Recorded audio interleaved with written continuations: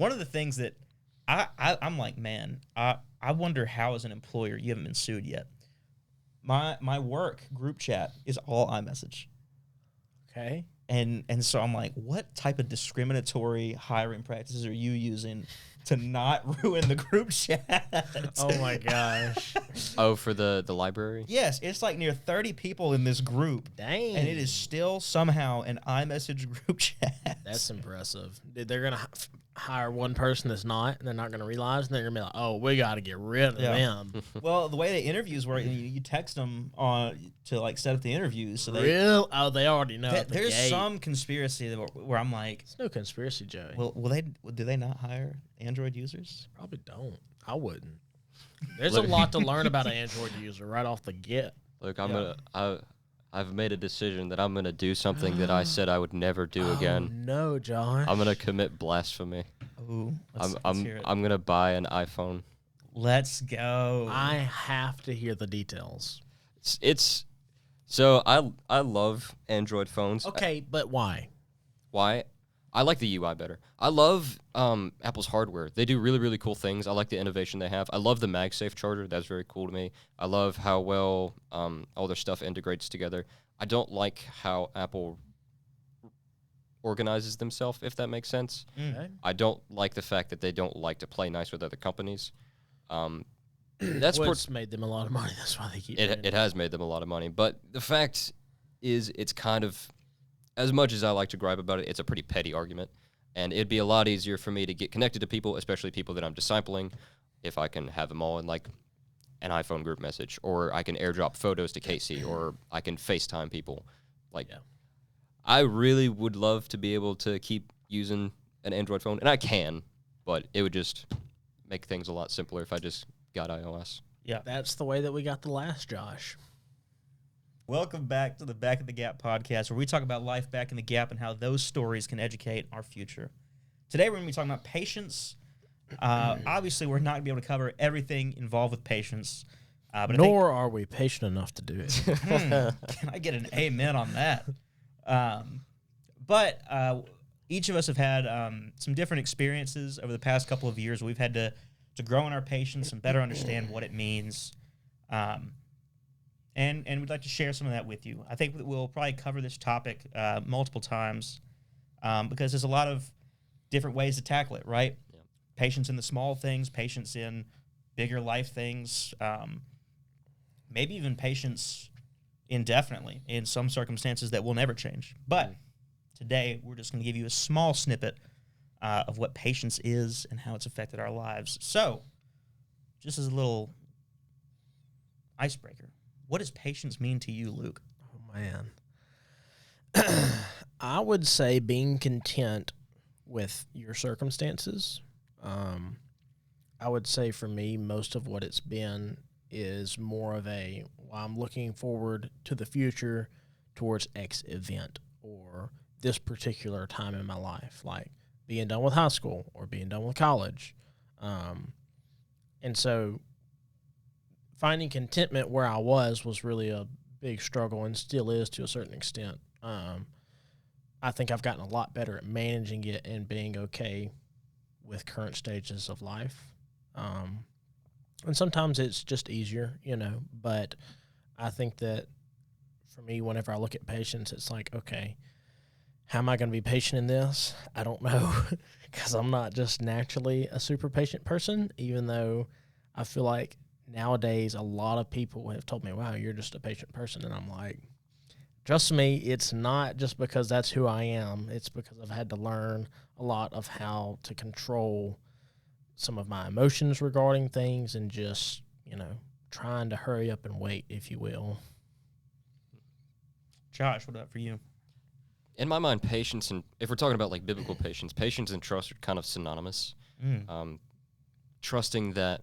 So this is something I've been studying over kind of recently, but the definition of like biblical faith and things like that, it's a confidence that our future is perfectly crafted by God, right? Yeah. If we're talking about patience in a biblical sense, which I'm assuming is what you're asking, but we're talking about patience in a secular sense. Oh. No scripture. No, I'm kidding. We're Okay. absolutely this from a biblical perspective. But yeah, it's something I've been thinking about for a little bit. And this is Hebrews 11:1. It says, "Faith is the assurance of things hoped for, the conviction of things not seen." So it's an assurance, right? It's a confidence that what needs to happen will happen. Probably not in the time frame that you expect it to. That's right. And that's something that I've had to think about a lot because I like to worry about the future a lot, especially my financial future and where things are going to go. I'd like to get married one day. I'd like to have a family of my own. And it's just something I've had to work on a lot because patience is something that doesn't come naturally to me. And it's, like I said before, it's all about a trust factor for me because I like to have a lot of control into where my life is going. I like to know what steps are going ahead, what steps I need to take next, what steps I need to take 5 steps in the future even. Yeah. And that's not always there available to me. Like, a lot of what's been recently revealed is just, you know, if I don't trust where I'm going next, then can I really lead people to trust God in that way, you know? Yeah. Because I don't know. It's just very important to me to have that trust factor that the person who literally created this massive universe that we live in, this vast expanse that we can't comprehend, who created all the grass, all the trees, this planet that we live on, like it talks about in Matthew chapter 6. He created the birds of the air, and they don't worry about their hunger. They know that the Lord will feed them. He talks about the lilies of the field, how even Solomon, who was the richest person to ever live, was not clothed by that. But if God takes care of the grass of the field and the birds of the air, how much more will he take care of us? Yeah. So coming to that realization that this person, this being who created literally everything that there is in existence, this vast cosmos, each and every one of us individually, and knows us by name, knows the future better than anyone else. It's a calming realization, but it's also a frustrating realization because you know that you can't control it. But patience for me has meant trust that the person who created all that is actually capable of doing it in a way that is best for me and in a way that I can better imagine. Yeah. So I don't know how well that makes sense, but I like that. No, that I think covers it well. You know, I don't want us to minimize patience to, oh, well, we as Christians shouldn't have road rage, right? We should do this and that. Well, that's definitely part of it. It is a part of it, but it is so much bigger, right? Yep. Because we have to be patient about things that we might not see the end goal, right, to some of these things in our lifetime. Right? We never will. We're going to plant seeds in our lives with certain people, and we have to be patient and trust God in those processes. And sometimes that's not for us to complete, right? And some things there are, and we have to be patient through suffering in some things. And so patience, I think sometimes people boil it down to this really small aspect of their lives. You know, they read it off in the fruit of the Spirit. Yeah. But it's important to emphasize that this affects all parts of life. Yeah. And having, practicing patience consistently is going to help you out so much more. It's going to help you in anger because a lot of the times you don't have patience. Frustration turns into anger very quickly. And then that's going to lead to a whole, list of other sins you're going to commit in that frustration and anger, right? Yep. So, yeah. I don't know if y'all have seen this recently. There's a really popular quote that I'm not going to say exactly floating around on the internet. Like, I like good quotes. Like right now, it's kind of weird how much I've seen it. But it's essentially like the plan that God has laid out for your life, he already factored in your stupidity. So I like that. Part of it's kind of humorous, right? But the other part is spiritual truth, and that's that, whenever God laid the plans for your life and what he had for you to do, he already knew, man, Josh is going to mess this up big time. Yep. And like, I heard another quote the other day, and it was essentially to the fact of like, non-believers' perception of Christians is, oh, you're supposed to follow all these rules. And the reality is the Bible is not that at all. Yeah. The reason that we need Jesus is because we can't follow all the rules, right? And so that is a radically different mindset and lens that you view life through than just, oh, I have to follow all these rules. Yeah.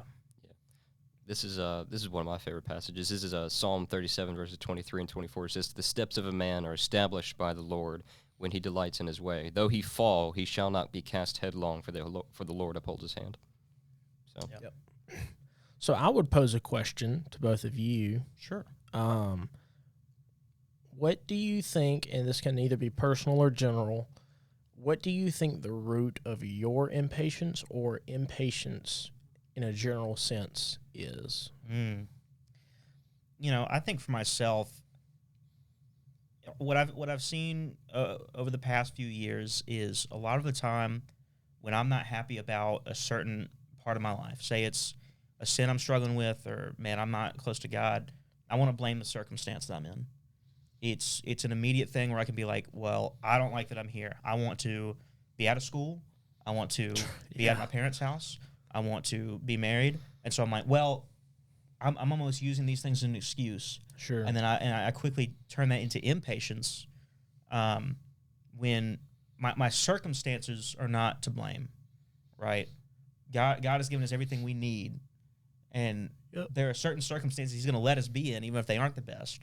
And, taking a step back and looking at, where I'm at in life, I have things pretty good, right? Yes. There is absolutely nothing for me to be complaining about. And so I think a lot of the root of my impatience comes from that, where I'm quick to blame circumstances. And then from there, I'm like, well, now I have to get out of this circumstance in order for me to grow closer to God. Yeah. yeah, for me, I'd say it comes from a sense of I like to feel like I'm independent and I feel like I have control of things. Because in my mind, whenever I feel like I have control, whenever I feel like I don't have control of things, I start to think that things aren't the way that they should be and that they should be different. Like like you said, I shouldn't be in my parents' house. I should be married. I should have, I should be able to sustain myself and all these different things. But the more I try to take control and the more that I try to make things happen is when things really start to be the way that they shouldn't be. And I don't know. It's something that I've had to let go of a lot. It's something I'm still having to let go of a lot because whenever I feel like I don't have control over something, I get very frustrated. I feel like, I don't know, like just things aren't going the way that they should. But that usually stems from a lack of closeness with God, I'd say, because the closer you draw to God, the more clarity you tend to get little by little, or rather as much clarity as he wants to give you, which is what you need, all that you need. But avoiding significant time in prayer, avoiding the scripture, avoiding godly counsel, you kind of start to veer off a little bit and start to try to find your own path towards things and the goal that you want to get to. But staying away from that closeness with God and in that proximity to what he wants for you is going to get further and further away from your mind. Because it's real easy. I don't know about y'all, but it's real easy for me to forget the person that I'm supposed to be or the person that I'm meant to be, that God wants me to be. It's real easy for me to have this mental image of who I want to be and then just get splashed with cold water as to who I'm meant to be, Yeah. Okay. So I'll ask Josh another question to kind of dive into his thought process deeper. You talked about wanting to be in control of your life, right? You want to be at a different stage of life. You don't think things are going the way that you want them to go. Like, look into that. What do you think? Like, why do you think that you know better than God? It's a great question. I don't know. I get tied down on physical things a lot, I guess, because,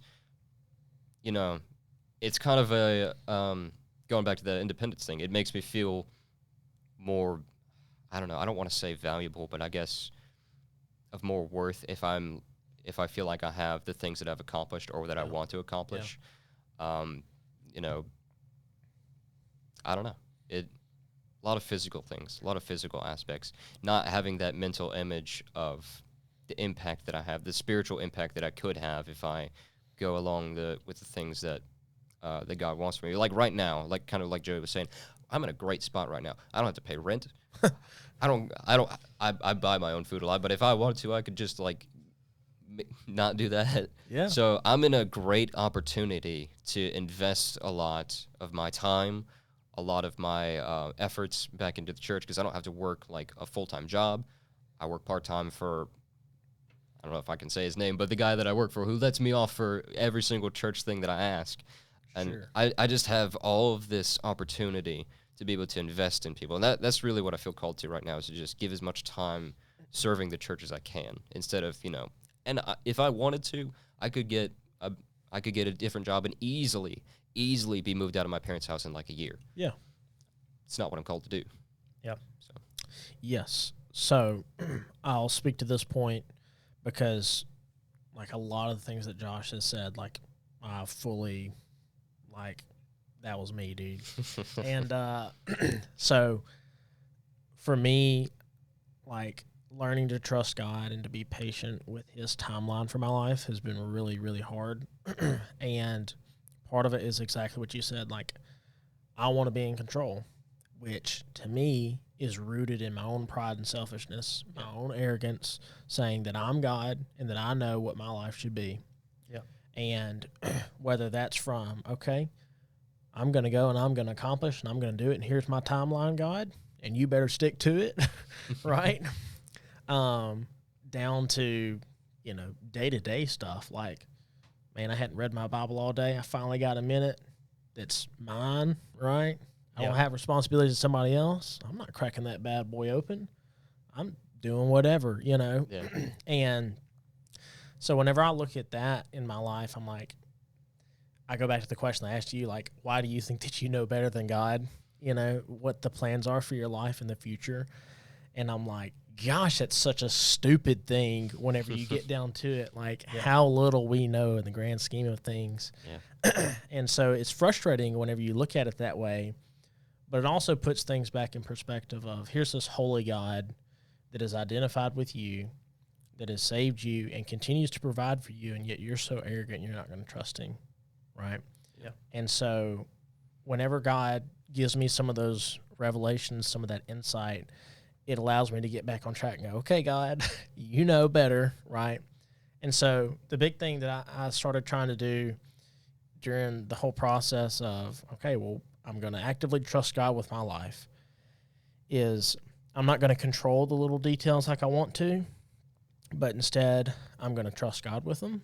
And so like you said, Josh, taking the time to invest in others, and you feel like that's what you're called to do, like absolutely is what every Christian is called to do. For sure. And even in my current job, there was a time I graduated college, and I was like, okay, here comes career, right? What am I going to do? Because I can do whatever I want to do. And I could have gone and I could have done catastrophe claim adjusting in insurance. And what that would have looked like is a tornado, a hurricane hits, you're stationed in wherever that catastrophe is for however many weeks it takes. Dude, you get as much overtime as you want. Like, I was told by people that have done that, in 2 years, you can have $100,000 in the bank. Like 100 G's just doing that. Yeah, you work all the time. Yeah, you're out of town. It's 2 years of your life. It's nothing. Like, grand scheme of things, right out the gate. And then you come back and you can do whatever you want, because that experience is the most valued experience in the business. So you can go straight into management. You can go straight into producing if you want to. Doesn't matter. And I was like, dude, this sounds like the ticket right here. I'm about to be living in style, right? And I kept thinking about that, and I was like, okay, let's figure out why I actually want to do this. And the only reason that I had was simply money. That was it. Yeah. And I was like, God, I can't justify this any way that I cut it. Like, I can't even make it good, Yeah. And so I recognized at that point in my life the things that I had to have. If I went and took a job like that, would all be gone. The community, the fellowship, the consistency, the accountability, gone.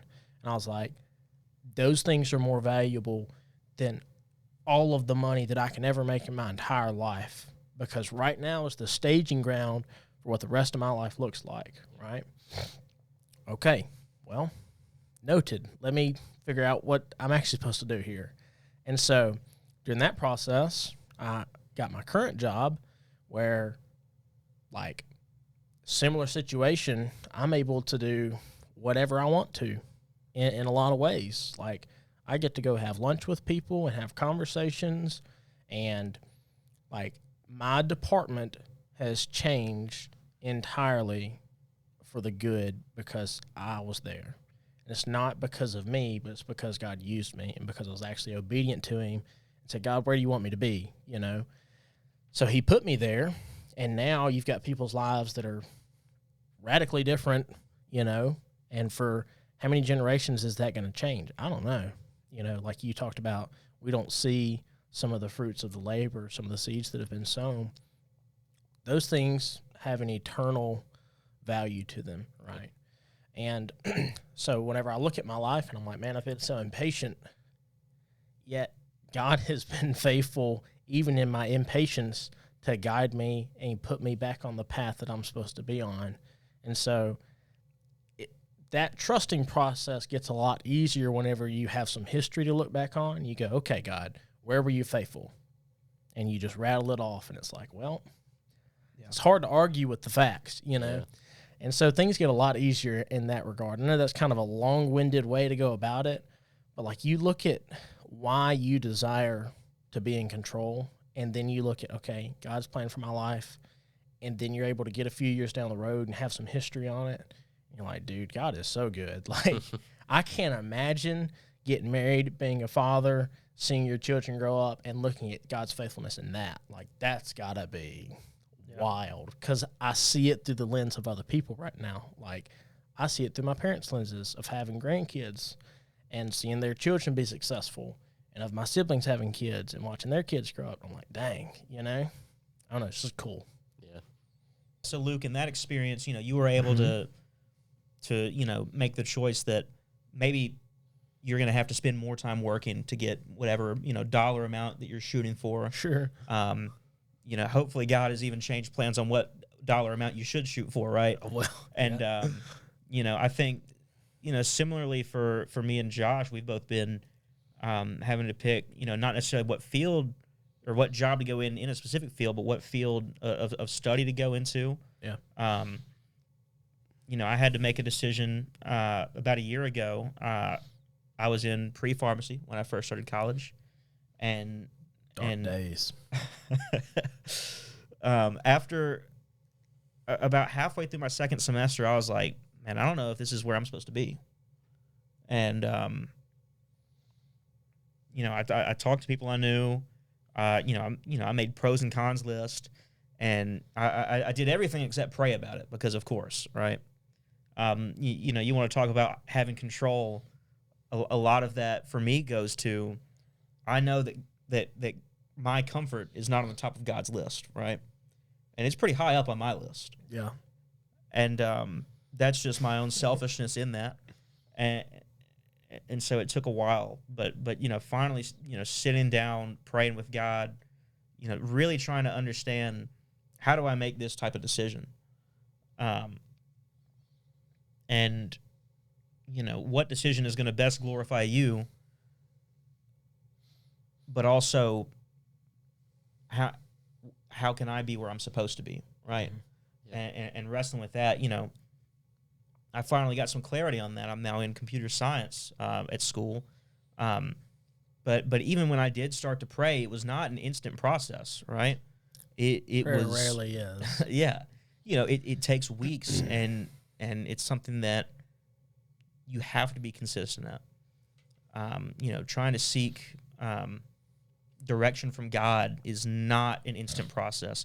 And a lot of times you're just going to get it in small steps that are going to frustrate you more, and you still have to be patient with. Yep. Because you have to take those small steps, continue to remain obedient, so that you can see a fuller picture, right?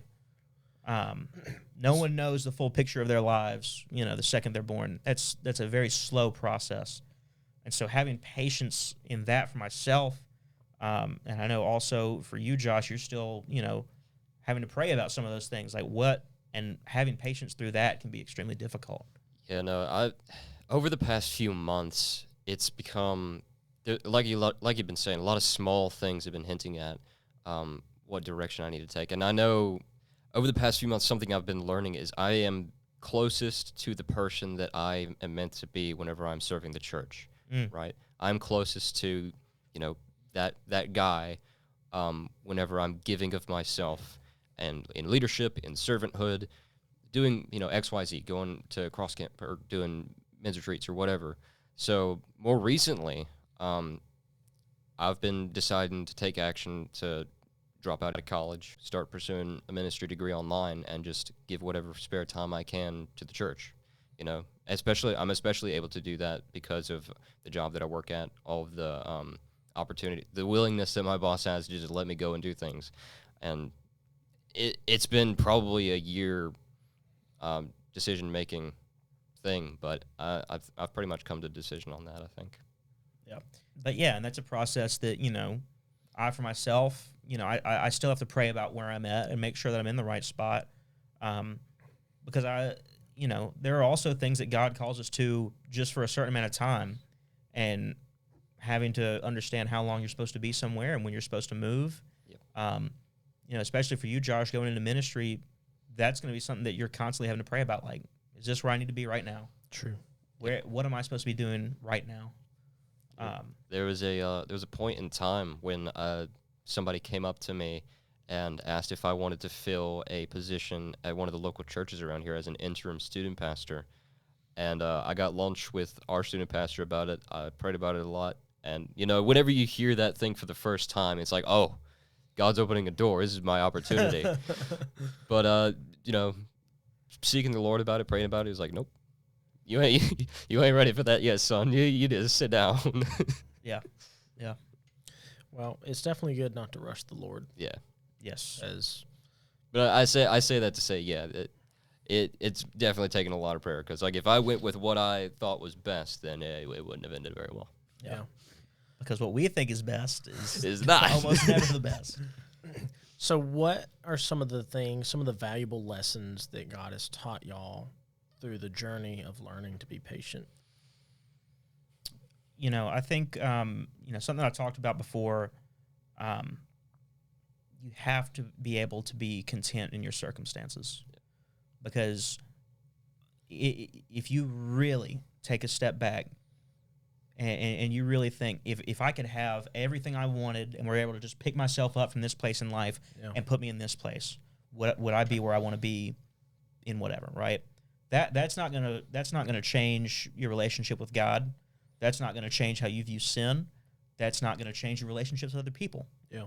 Right? Making a certain dollar amount, owning a home, these are all secondary to those more essential things of life. First, you have to understand that your circumstances are not to blame for whatever issue you may have. Yeah. Can you repeat the question? Sure, no, that's no problem. What are some of the valuable lessons, if you will, that God has taught you in kind of learning patience? Definitely that the blessings that He has in store in the future are better than the ones that I can create in the here and now. Yes. Because, going back to the whole marriage thing, I could probably find somebody who was desperate enough to go on a date with me. Dude, that is so real. But being patient for that, I could have something that's so much better, right? Yes. Yeah. And that's something I got taught recently. I won't go into that. But yeah, just being patient, because there's such a good future that God has for us. And again, what you were saying, I can look back on the past and see the future that He laid out in front of me 5 years ago, 2 years ago, and seeing the fruits of what He's done instead of what I could have tried to do in those moments. Yeah. The product now is much better than what I could have created. And I could have created something. Sure. I could put something together, but it would not even begun to compare to the blessings that I have now, right? Yeah. The thing that scares me, I think, the most, and I have to be careful I don't get in my head too much, is the thought that I'm sacrificing something that's greater for something that's good right now. Like, okay, I'm happy with what I have right now, and so I'm going to stay where I'm at. I'm not going to press forward towards the goal. Yeah. But what is the goal, and what we're pressing forward towards is so much better, right? It's like, oh, I'm in this job that I'm, I'm okay with, right? So then I'm just going to give up on trying to progress, right? Yeah. No, right? You keep progressing. And so that's kind of a worrisome thought. It's a little bit of anxiety mixed in there that I'm having to kind of learn to give to God and trust in a different way, I think, than I have until kind of currently in my life. And that's a different struggle that I'm not really used to.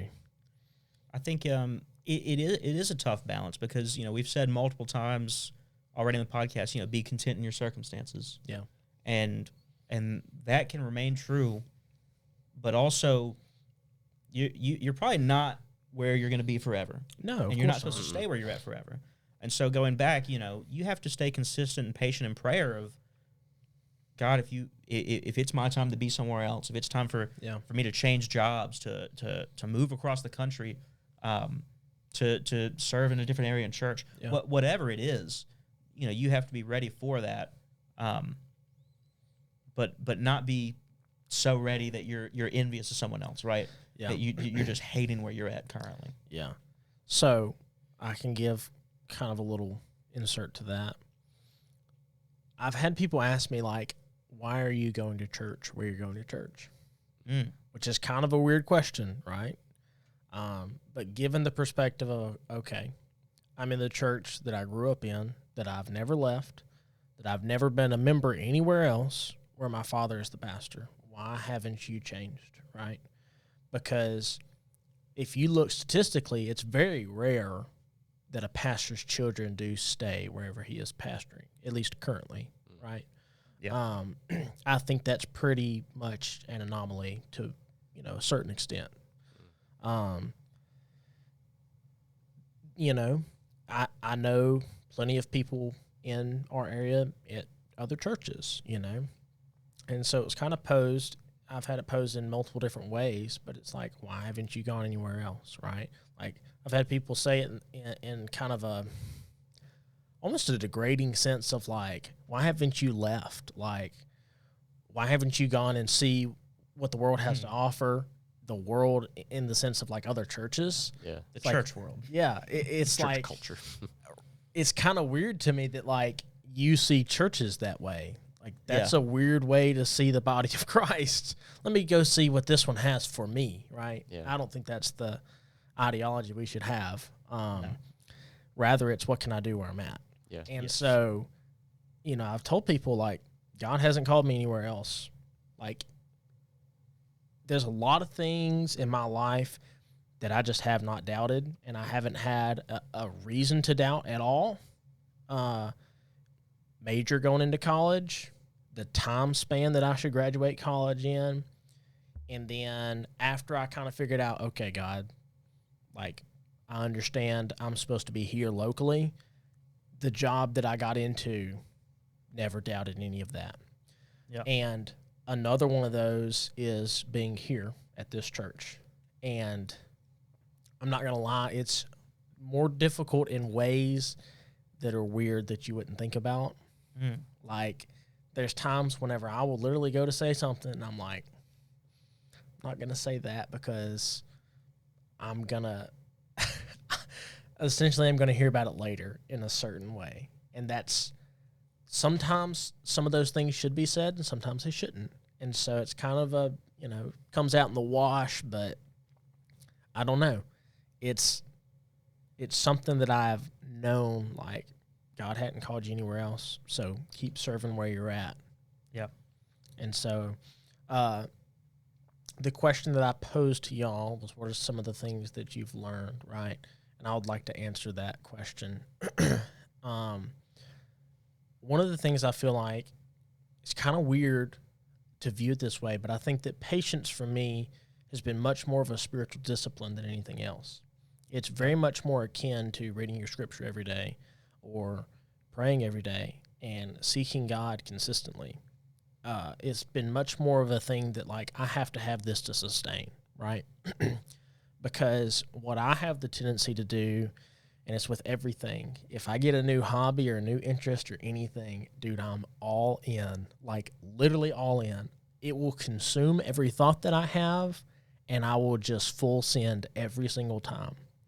And so with that comes burnout.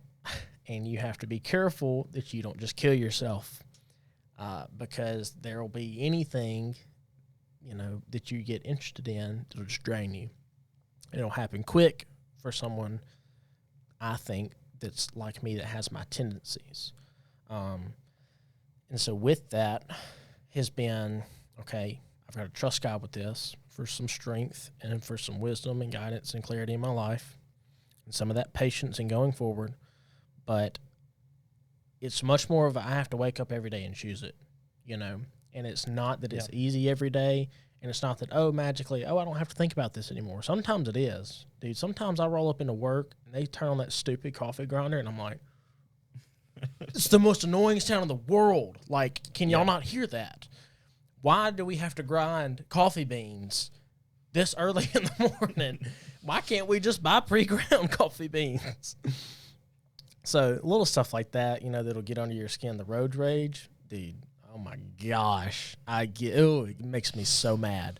We live in the worst state in the world for auto drivers. Shout out. And it's part of the reason that your auto insurance rates are so high. Have you been to New York? Okay, but not everybody drives in New York. That's true. Very small majority. Most of the people there are professional drivers. Yeah. And professional drivers in New York, like consistently. Yeah. So it's just different. Yeah. I agree with you. I was just making a joke. Yeah. What was I gonna say? Dang. If you're lost, I'm going to use this as a jumping off point. No, it's okay. Right.